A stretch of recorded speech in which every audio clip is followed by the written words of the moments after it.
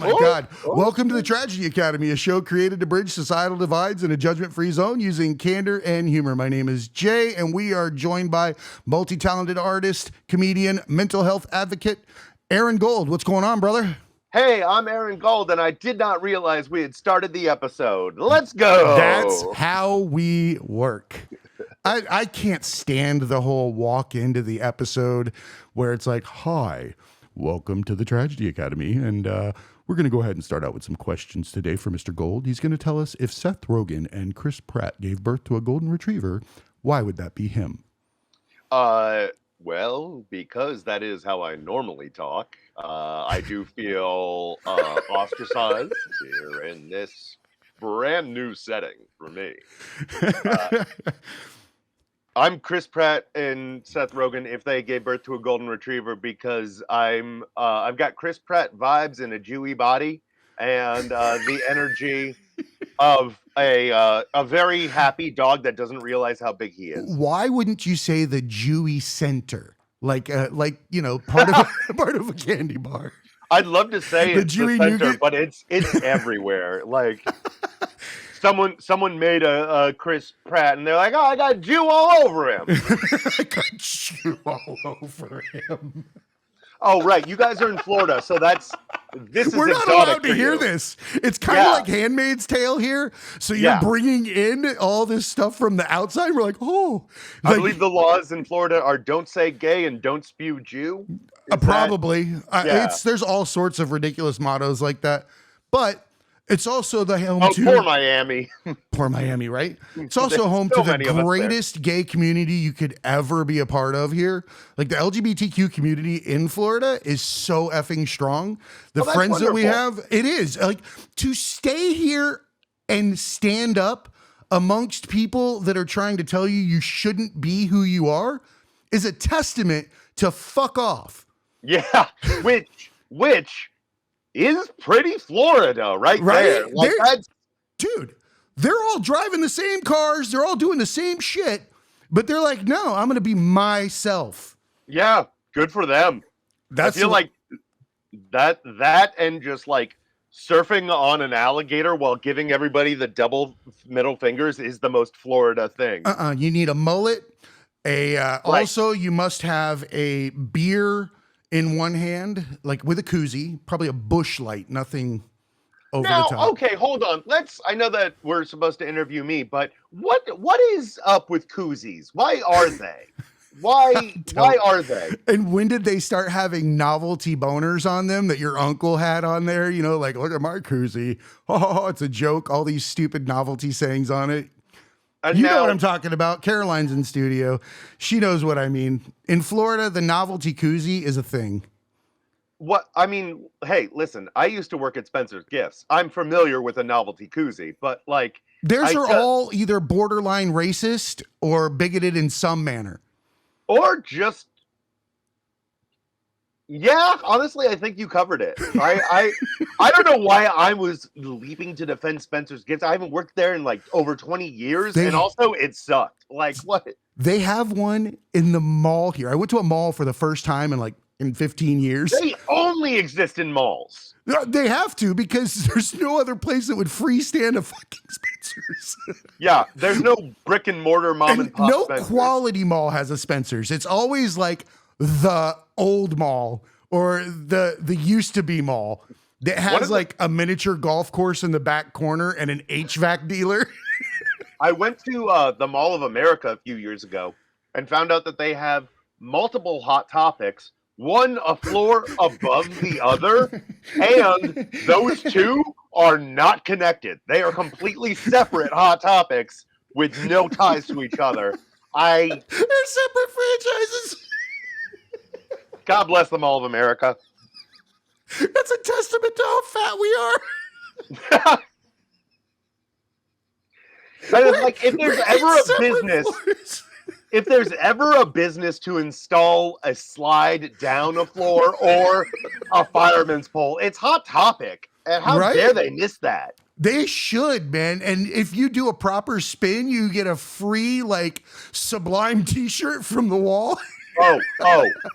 I'm very familiar with how Hot Topic works. At best, you'd get 15% off. They ain't giving anything away free. That sucks, but they're t-shirts. Well, I'm not, we're the pro Hot Topic podcast. Hot Topic is our sponsor. I'm fine with them. No, I don't have a problem, but their shirts shrink after the first fucking use. They look like a parallelogram. The fucking one sleeve is all wapajawed. I'm a t-shirt snob, man. Into the AM. That's our show. Graphic tees we get from there as well. Man, I won't go anywhere else. In terms of like great, I don't wear a lot of like funny shirts. Me either. I love the work that Teenage Stepdad does, but their shirts fade so quick. I wish they didn't, because this shirt what I'm wearing currently used to have a picture of the Big Bang Theory cast. Dude, I've never seen a graphic fade so much in my life to look like spilled food. It used to be the Big Bang Theory cast with below it just said Weezer. And what? I loved it for that. Wait a minute though. So just to describe to people in audio land here, his shirt just looks like a green tank top. There's nothing there, but maybe like you can lightly see Weezer. Great band, by the way. Very good band. Even better, a funny shirt. But amazing. Oh God, dude. T-shirts were actually a thing for me. Coming out of like the world that I lived in prior to podcasting, because I grew up without being able to get like nice clothes at all or get the T-shirts that everybody else had and that kind of thing. So when I left the corporate world, I threw my suits in the fucking trash and I started buying the fucking graphic tees that I thought were the coolest. I didn't care what anybody thought. I didn't buy them for fucking somebody to look at me. I bought them because I liked the art that was on it and it was dope. That was it. What's your favorite graphic tee you've ever had? Or at least currently have? The one that I have currently is actually one by Into the AM. And it is it looks like a playing card, like an ace of spades, right? And the top half of the graphic is an astronaut helmet, right? Mm-hmm. That's like the upper portion. And the inverse is a scuba diver's helmet. And it's like the old school, like in the aquarium tank. Yeah, right? With the big old round head. Yeah, the knobs on it that look like, it's going to depressurize at some point and his eyeballs are going to pop out his ears. But yeah, it's done that way, but the art is so dope and it's not anything else anybody was doing. I dig that. I dig that on premise alone. Right? So welcome to the Tragedy Academy, your favorite t-shirt podcast. You know what though? Caroline's like giving me like thumbs ups and smiles over there because I'm the worst at talking about our affiliates and sponsors. Like this is the first time I've actually talked about them in a long time on the show, but the opportunity is there. Like seriously, their shit doesn't shrink and it doesn't fade. And I'm sure that they really appreciate being name checked right at just moments after the phrase spewing Jew.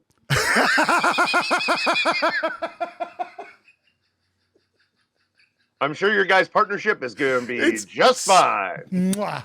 It's right there. So, Aaron, man, thank you so much for coming to the show, and we'll see you. No, I'm kidding. Yeah, all right, great time. Perfect. That's what you're supposed to do as a comedian, right? Walk out while it's hot. Yeah, and drop a smoke bomb if you really want to piss them off. Smoke bomb. Are you talking about the ones that smelled like eggs when we were a kid? I didn't realize that new formulas had been invented. So when I was a kid, the smoke bomb was also a stink bomb. They looked the same, and it smelled like just hot egg farts. Do you think what do you think Batman smell like? I bet not good. Batman? Because I don't think Batman uses odorless ones. No, it's not spandex. It's not wicking. That shit under there, his junk is steamy. Oh no, he's got armor now. Come on. No, listen, it's steamy. I want to play with you, Jay, but no, it's steamy in there. Batman it's steamy. I don't see ventilation, man. I see moist feet. Man, everything about Batman probably smells bad. Do you smell his suit? So Robin has to clean it. Oh, God. Alfred doesn't even do it. No, it's Robin. Robin is one level below Alfred.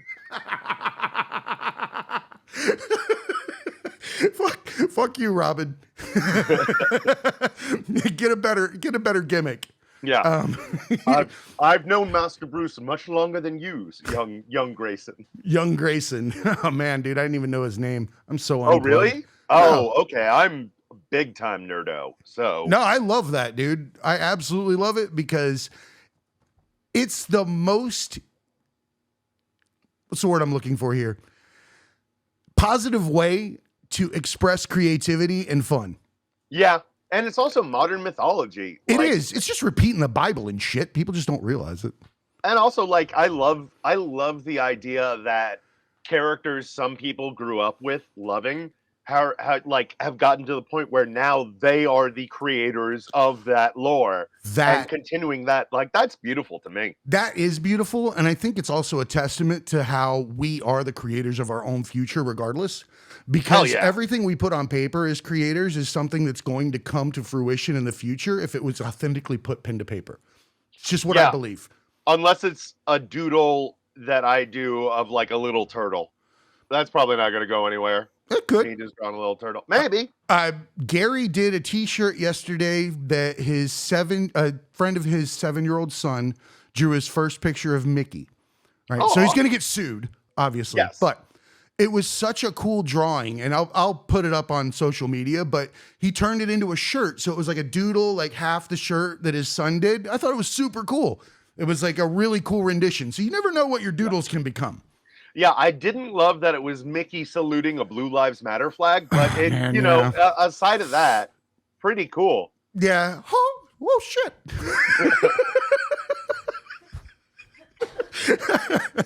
Sorry. Oh no. Dude, at any rate,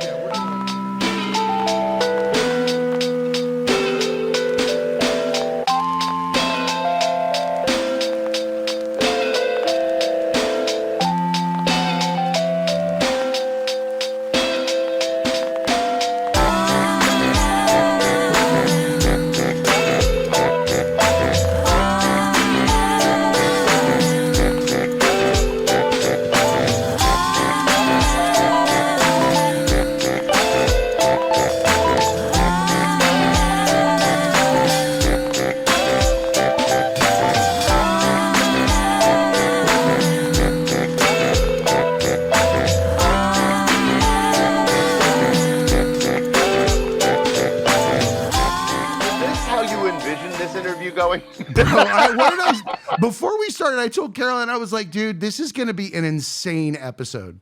I could tell just reading through, because what I want to talk about is with the ADHD thing, and the thing that I was trying to bring up is that phenomenon, I guess, where they were, feeding off of each other. ADHD people do that. They will just fire back and forth with rapid thought processes and jokes and one-ups and one-ups and one-ups.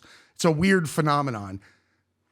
I can't speak to that because I'm in like the comedy community and like most of my friends are improvisers. So like, I don't know if that's an ADD thing or just like, this is my group. Like, it's your people. It's my people. Bits on bits. Dude, that's the way it should be. Mm-hmm. It absolutely should be. And you had started a project a while back called You Are Not Alone. And it's an uplifting show about depression. And as a comedian, you were bringing humor and light to what was something that we were all kind of going through. Yes. We actually have our 9-year anniversary in a couple of weeks at the Magnet Theater here in New York City on Sunday, October 8th at 9 p.m. So if you're in New York, come on by. That essentially came from me having a really bad depressive downswing and not talking about it, and no one knew. And I got really fed up with not talking about it. So a friend of mine and I started this show where people will share a story, or we'll get poets, or we'll get comedians to, do about 5 minutes about how mental health has affected their lives, which will then inspire improv from a cast of improvisers, all who also have had mental health affecting their lives. So essentially, like, everyone on the planet Earth qualifies to do this show, I'm never going to tell someone that you're not depressed enough to do the show.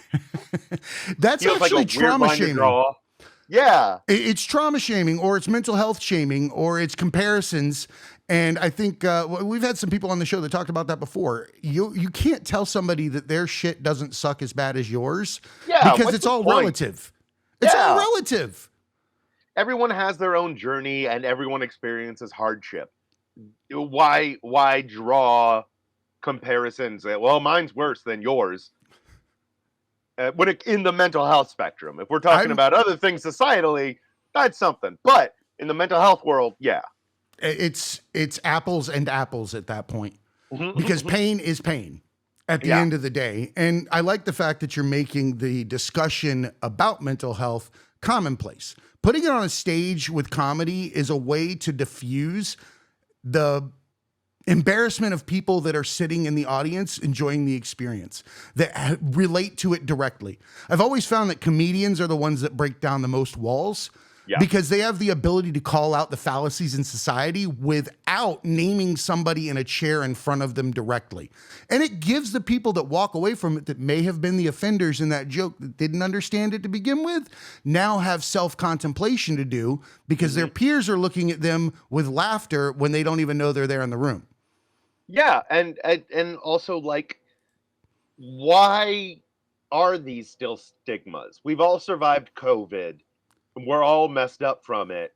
It's nobody is 100% mentally completely fine. Even if you don't identify as somebody who, like, is, has depression or has anxiety or whatever have you. Like, we've all been through some stuff. If you don't, you're weird. Yeah, I'm you're scared. probably in the minority now. You might be a psychopath. Yes. You have no emotions. I'd say the world is ours now, but we get too busy thinking, like, do y'all hate me? Well, And we couldn't get anything done. There you go. Do they all hate me? Living in that realm where we're not allowed to be vulnerable for the safety of our structure, where we're at within our peer group or our corporate group or whatever it is, wherever we're sitting, we're like Spider-Man. We're shooting out webs and we're in between two buildings, right? Hey, I appreciate that. I did that for you, but you're sitting there like that. I noticed. But the reality is, none of that means shit. Those are all decisions. Those are, in fact, spider webs. They're that breakable. That one, okay, now we're getting a little tenuous on that metaphor, but yes. Because we're focusing on things outside of ourselves rather than inside of ourselves. We're taking our value. All right. We're taking our value from those around us without realizing that we don't need them to be a complete person. We're authentically who we are. Yeah, you can't get validation externally. You will never get that pat on the head that you need to be whatever the level of good is that you are seeking. It just won't ever happen, because you've probably gotten it and it didn't do it. It won't ever fill that hole. So you got to find that some sense of balance from within, and then just keep living your life as happily as you can. I agree with you. For myself, it was literally hitting my knees, planting a tree, and growing back to a new self, because I could not be who I was. Who I was doesn't exist anymore. And all I know is that I'm supposed to be me. And to be anything but that is a slap in the face of whomever or whatever made me. Who am I to think I can change the recipe? I feel like a lot of people fear change when it is a constant. It is life to grow and change. You can't ever go back to being who you were when. That's not how life works.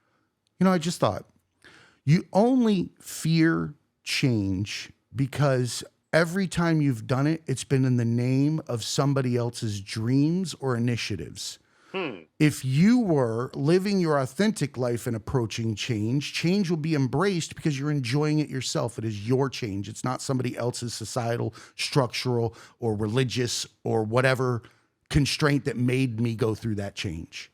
I think there might be some weight to that. I feel like a lot of people fear the unknown, and 100%. Change generally involves leaping into the unknown.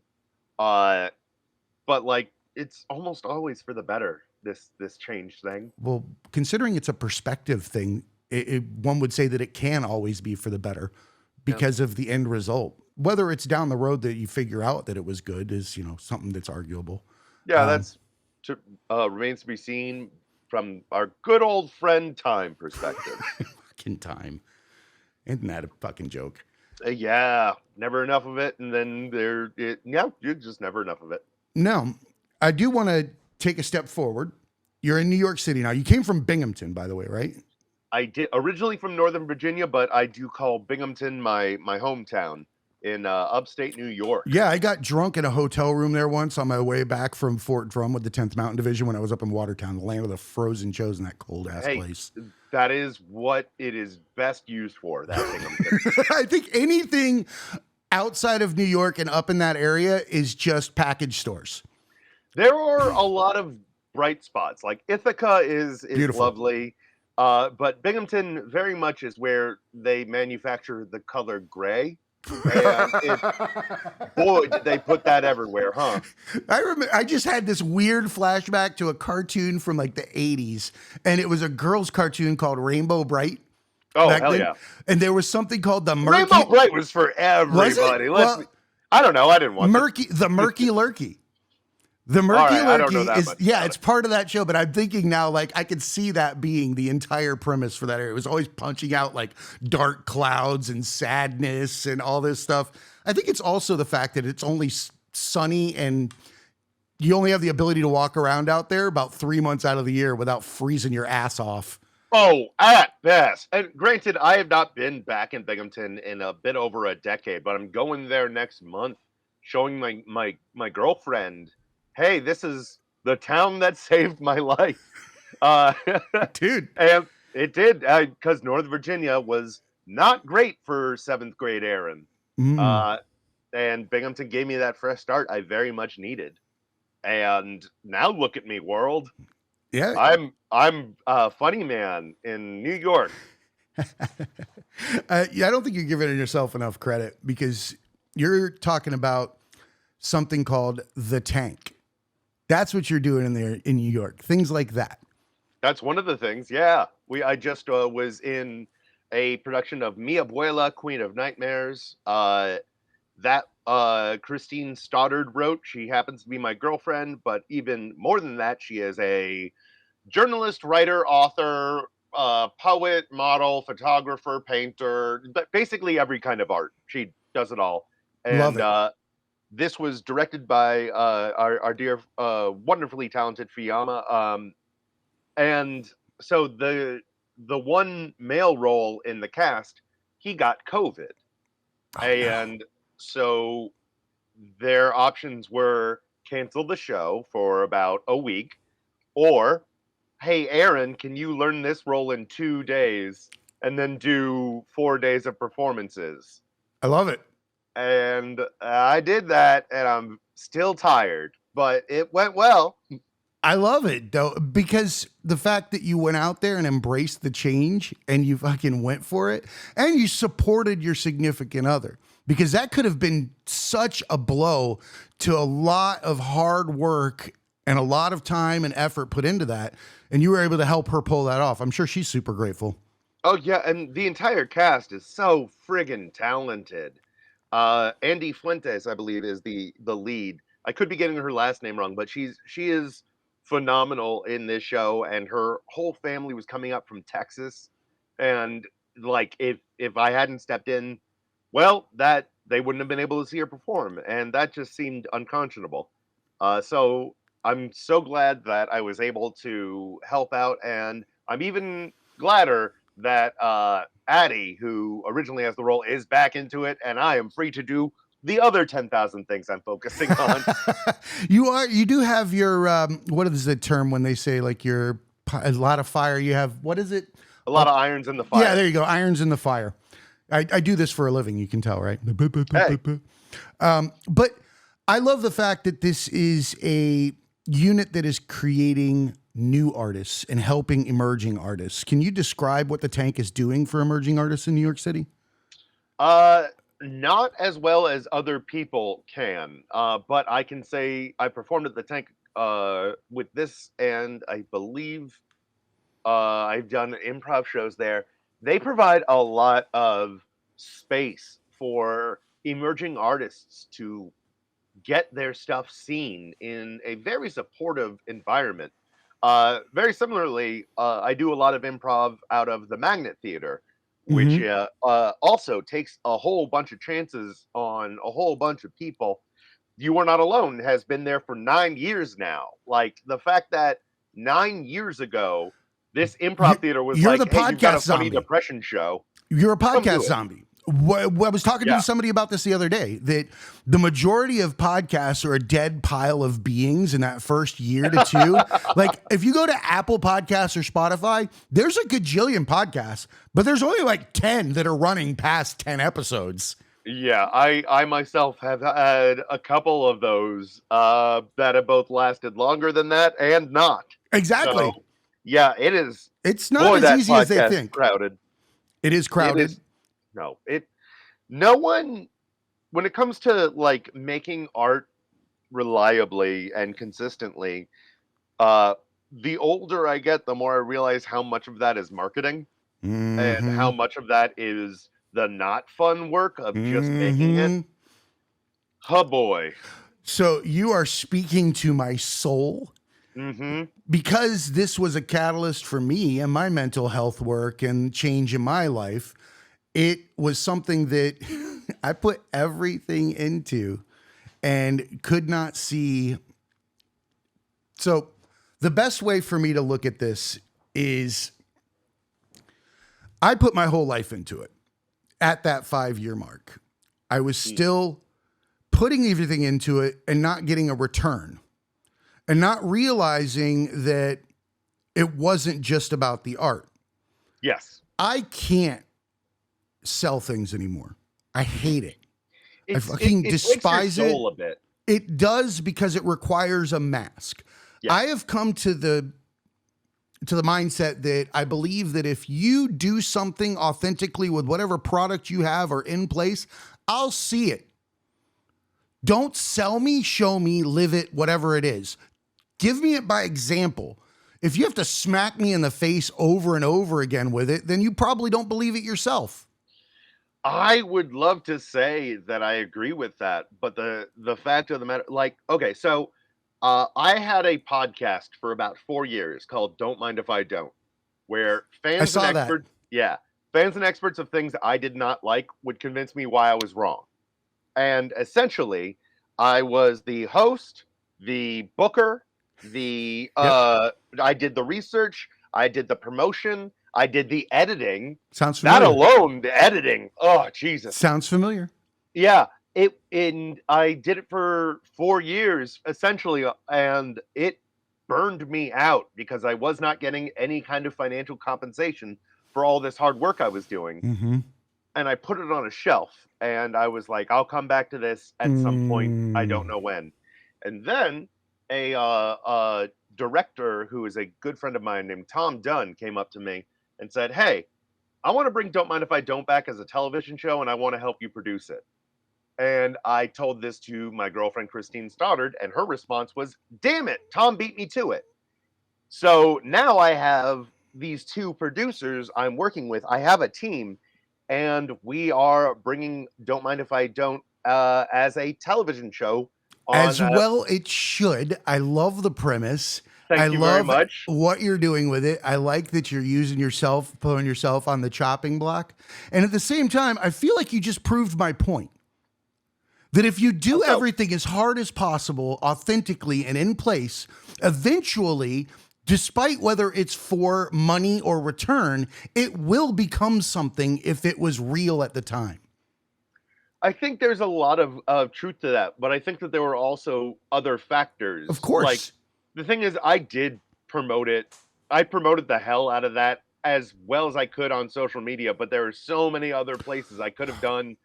And the fact that these are two people who are close to me, that led them to seeing the product. And I 100%. wish They it, believe in like, you. yes, they believe in me, and I believe in us, and we believe in each other. I lost the thread here, but No, you're right. okay. Good. We do. We believe passion follows passion. Authenticity follows authenticity. Everything else is just people trying to sell somebody else's fucking creativity. If you're trying to sell somebody else's art and you don't believe in it, then you're just fucking hacking shit out. You're chopping stuff up. Yes, this I believe. I agree with this. Yes. Yeah, it's hard because we were approached by a couple of different networks that wanted us to work with them exclusively. And when I started reading through it, because this is the first thing I ever created on my own. I'm not an artsy guy. All of my art was suppressed. Bullying. I was bullied for like trans things when I wasn't. I come from a small redneck town, right? It was and you're from Florida, you say? Weird. Yeah, Okeechobee. Yeah, it's weird, right? At any rate, so all of the artistic expression that I had was hold on real quick. I want Caroline on mic because she's laughing at all my jokes, and I don't like that I see it, but I don't get the audible reinforcement. We'll have you back on. We'll get on a different configuration. Otherwise, you're going to hear me on her mic at the same time. As a fellow loud boy, just so you know, you can join us for lives. We're starting to do those Thursdays and Fridays. So if you jump on with us, Caroline's always on with me, or she comes in and we talk to people fucking from all over the place. We had power slap people on the other day. Isn't that crazy? Oh, power slap? Yeah. Power slap is one of those things that I've like seen little bits of, and I've thought, wow, that's something I would not enjoy. Fuck no, dude. I would enjoy precisely half of power slap. Where especially if you get to pick your slappy. Oh my God. Mitch McConnell, I will 1v1 you. You won't even know you hit him. Oh boy, the best of all worlds. Yeah. That dude, shut off. I don't talk politics at all. This show is not political. Fine. We don't do that kind of thing, but I will point out that dude shut the fuck off. Yes. Twice he shut off. I'd smack the turtle off his face. Like, Jesus. He is very much like that turtle on Rocko's Modern Life. Yes. Oh my God. Oh my God. Yeah. Damn, dude. You're gonna be processing that one for a little while. Yeah. He is though. Wow. So that I'm reeling from that. Wow. I love that. So you guys are you have another project in the fire here that I got excited about when I saw it. The Mask Gone Viral fan film. You guys are currently raising funds for this, correct? Yes, and if you do a search for The Mask Gone Viral, you can see it on Crowdfunder. Please give to that. It is something, actually, tonight I'm heading up to... When does this episode come out? It will come out next Friday. All right, so a week ago now, tonight, I am heading up to Farmingdale, New York, for a little bit of we're going to be debuting the teaser trailer at Necromantic Brew.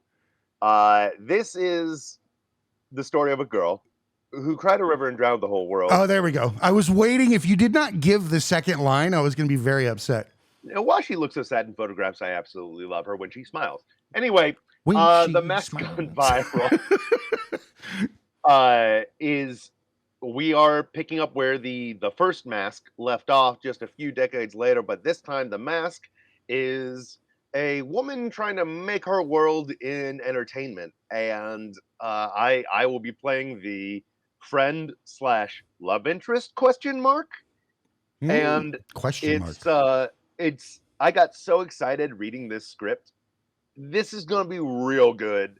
I highly recommend everybody just look up the teaser trailer for The Mask Gone Viral, and then if you are so inclined, please donate, because to do this right, boy, will we need some money. I like that you're going for it, swinging for the fences to do it right. I feel like a lot of creators cut their dreams short because of funding, when if they really just fucking put the pedal to the metal, the funds will show up because they'll see how good it is.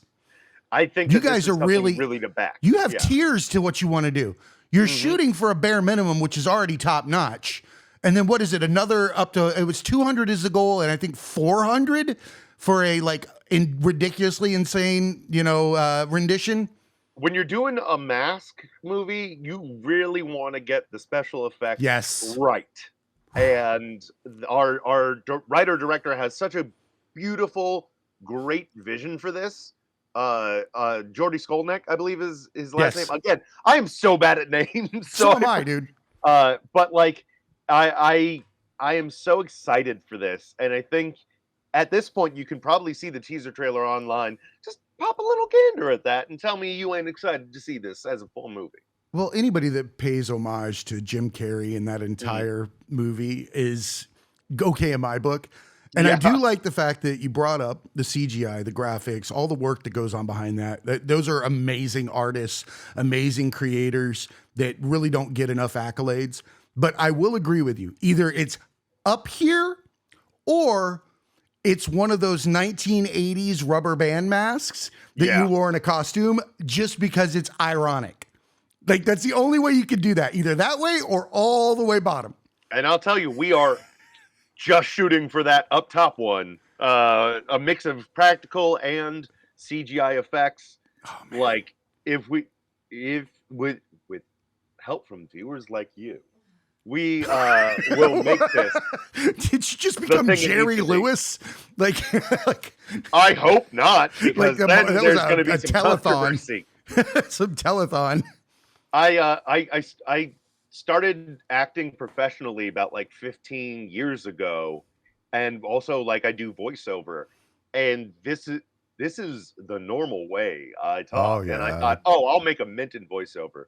And no, I will not, because they're all looking for authentic, normal voices. So the fact that I talked like this was not a boon. Oh, man. Yeah. I have the same thing. I have that radio voice that if I was like, hi, how are you? Welcome to the Tragedy Academy. 97X, the future of rock and roll. I'm a little turned on. I'm not offended. So, yeah. I'm okay with that. It's a compliment. It is. It is. I have some friends, Nick and Frank. They always tell me how hot I am, and I feel fucking so great every time. Aw. They do. Everybody needs friends like that who will just build them up. I love gay compliments. Like, those are the best. They're the most flattering, because they mean it. And they always make you smile. Like, I'm not going to return. I'll say somebody's good looking. I can recognize when somebody looks good or whatnot. But theirs, they kind of, it has extra seasoning on it when someone says that. I don't know about your LGBTQ friends, but mine, if I'm not looking good, they'll let me know. Oh, yeah. They'll definitely tell you when you're busted. They'll say, hey, don't wear that again ever for anyone. That's not your color. These guys are kind of sweatpants friends. Without the LGBTQ community, I'd still be wearing jewel tones all the time. And what that the does fuck not is work. Jewel tones? Like, they're colors that look so cool, but on a pasty white boy like me, not the best. Oh, like Ed Hardy colors? No, it's more like just very vivid reds and purples, like without any subtlety to them, just very pow in your face. Yeah, us white guys can't do that. I know. I want to, dude. Hot pink is one of my favorite colors. I wear that a lot. Hot pink is fun. But my favorite hat is hot pink. I don't have it on today. Usually I do. I feel like hot pink with black is such a cool color combination. It is. It'll always be just, it's nostalgic. It's, it's classic. It's Bret Hart. Yeah.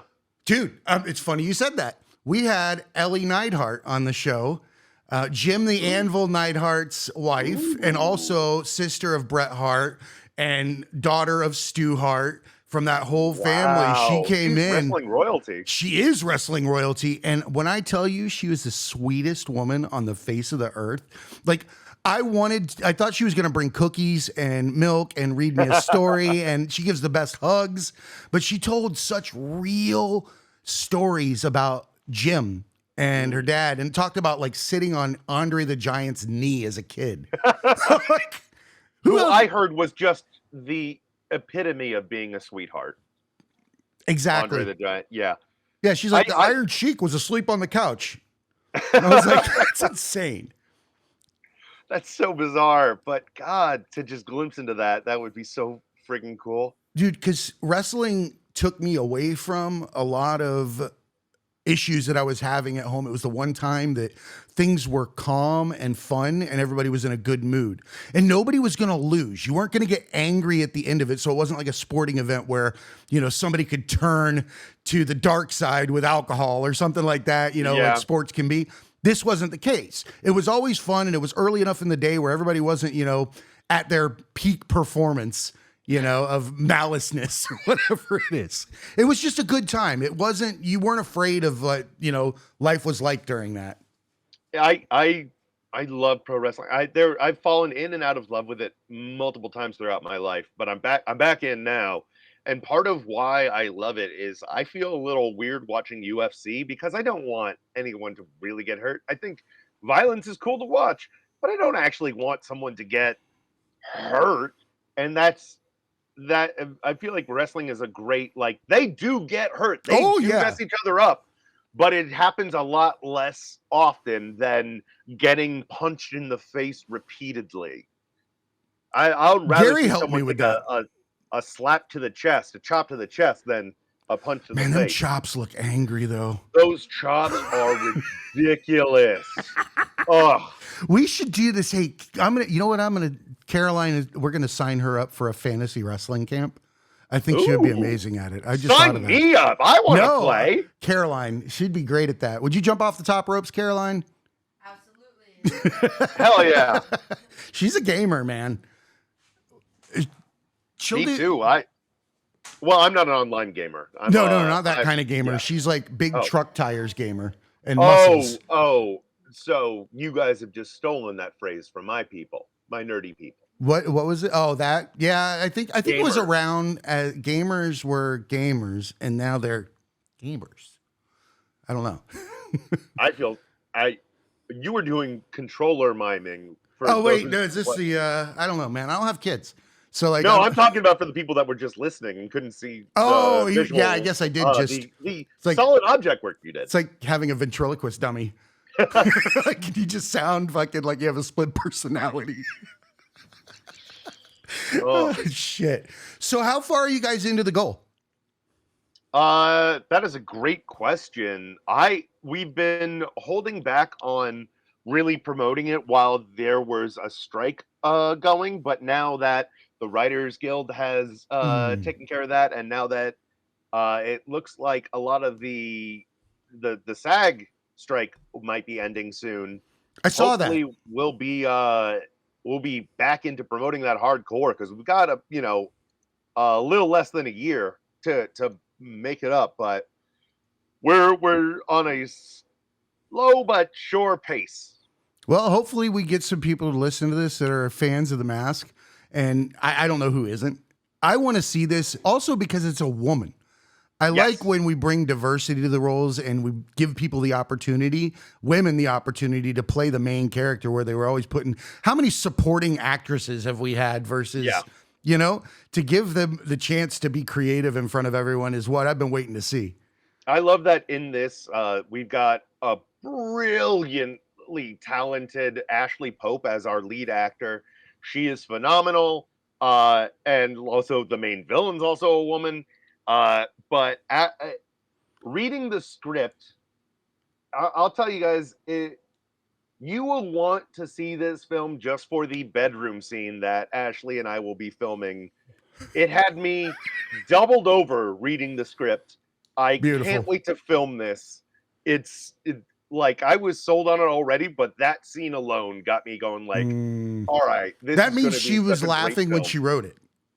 No, Jordy wrote it. He was laughing when he wrote it. But we're all really excited to film this whole thing, especially that scene. I'm going to get my shit rocked. You mean like some stunt work? Because you like stunts, right? Little bit. I love stunt work. I did some basement wrestling as a kid, and that's not a euphemism, is it?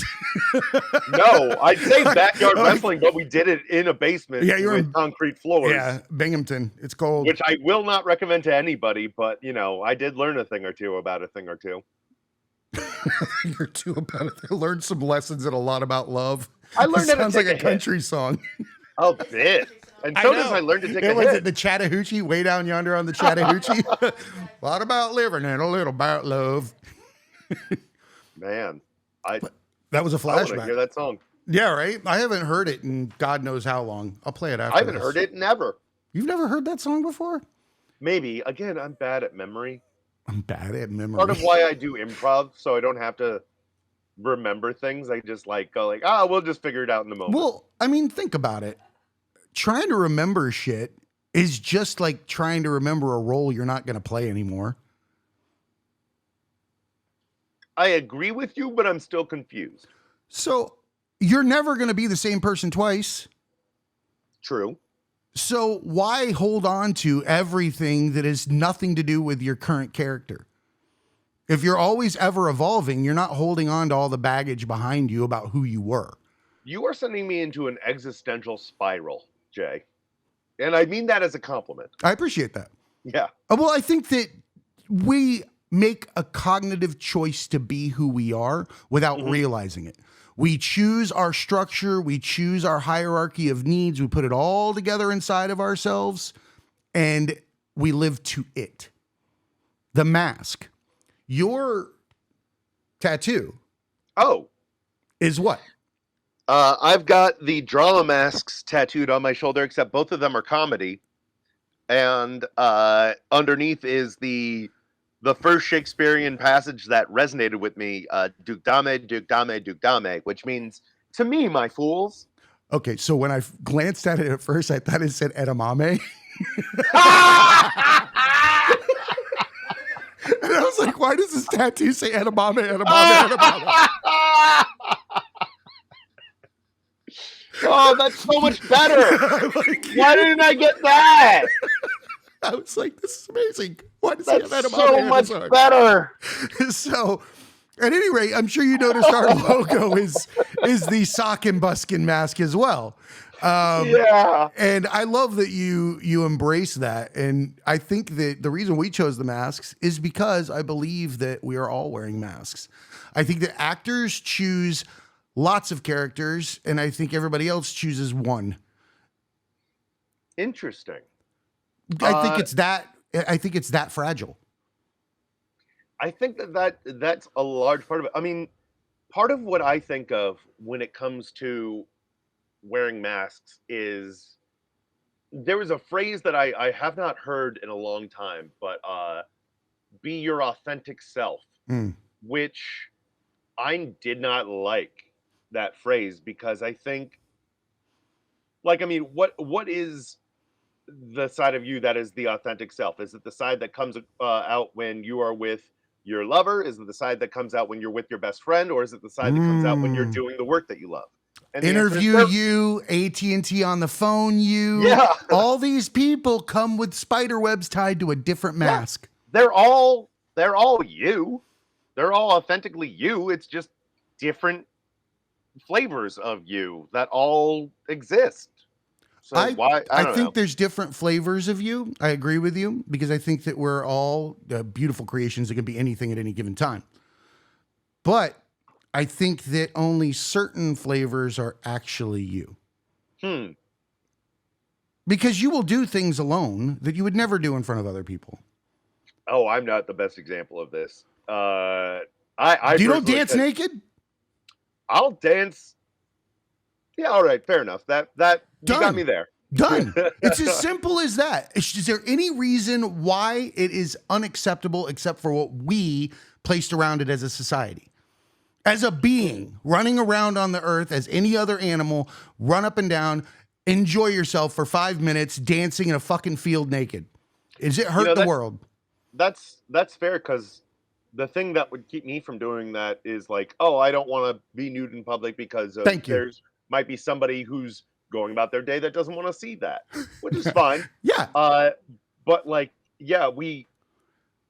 I was talking about this with a friend recently about how the idea that nudity is inherently sexual is a societal correct. Thing That's that a we lens put on, and not how we are necessarily born to be.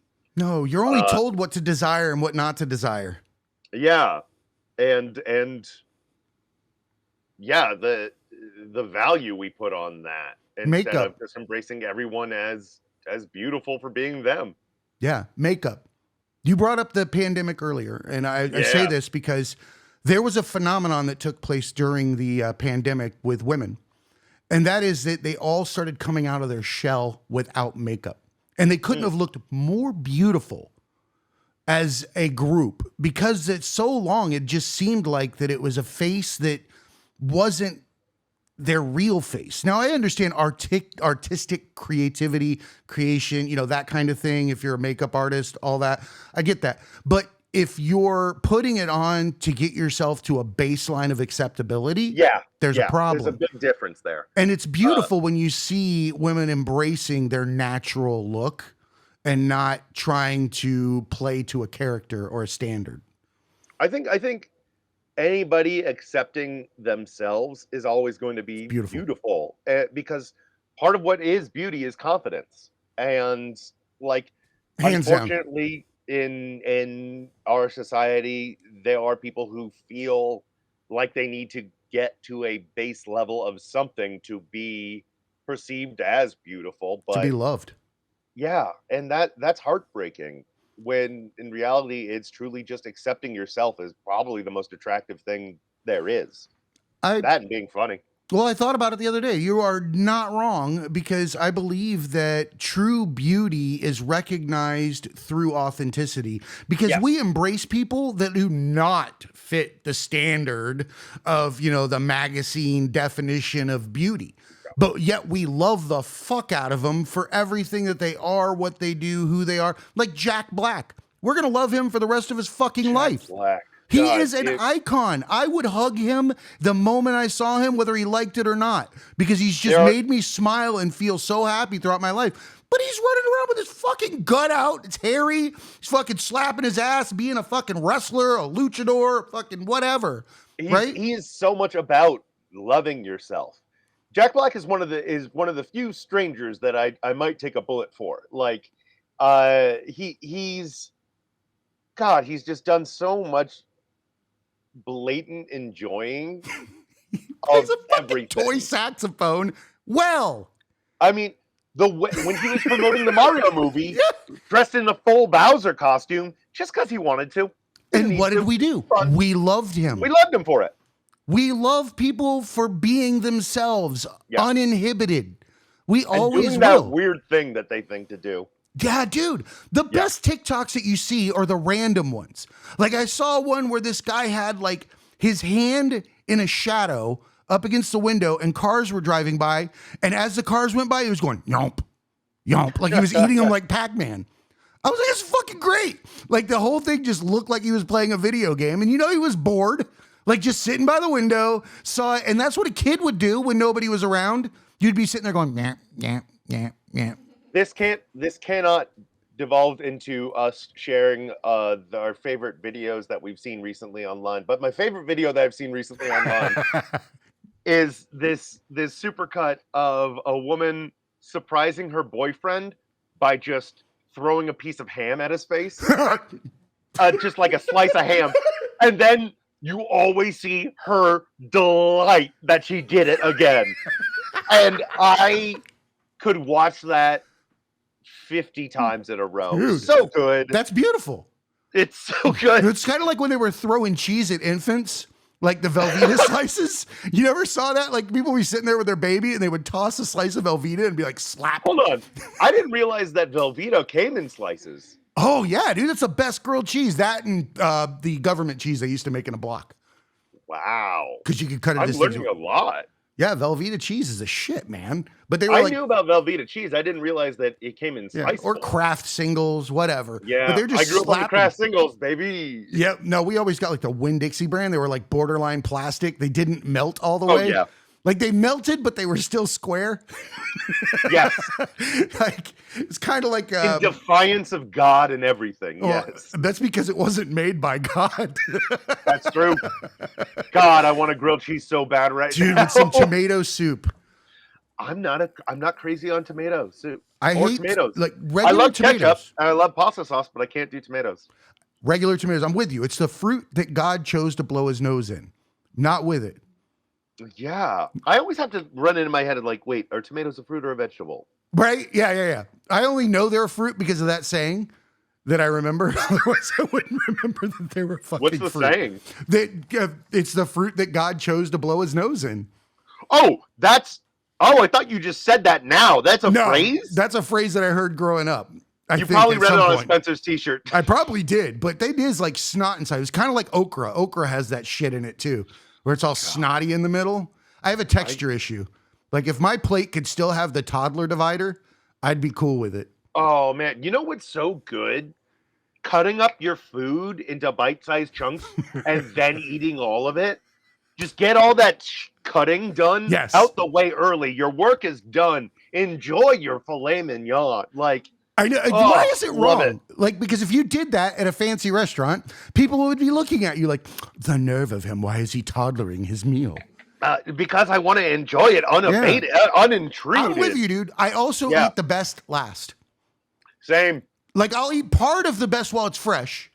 But I then will the rest of it, the salad first. Fuck yeah. So I can have the rest of this mac and cheese without anything getting in my way of good yummy times. Let me tell you something, though. That is a critical flaw when you're dining with your significant other, because they usually want to dive into your plate when? Towards the end. Because, it's what's left. Oh, that is not and that's how usually Christine like and I do. My steak, my burger, or like the thing that I have been working towards and doing my homework, because vegetables suck.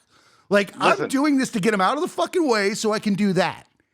If what you got on your plate looks good, I'm gonna ask for a bite while it's still piping hot. Exactly. I'm not gonna wait till you have passed over it with your, dissenting gaze however many times.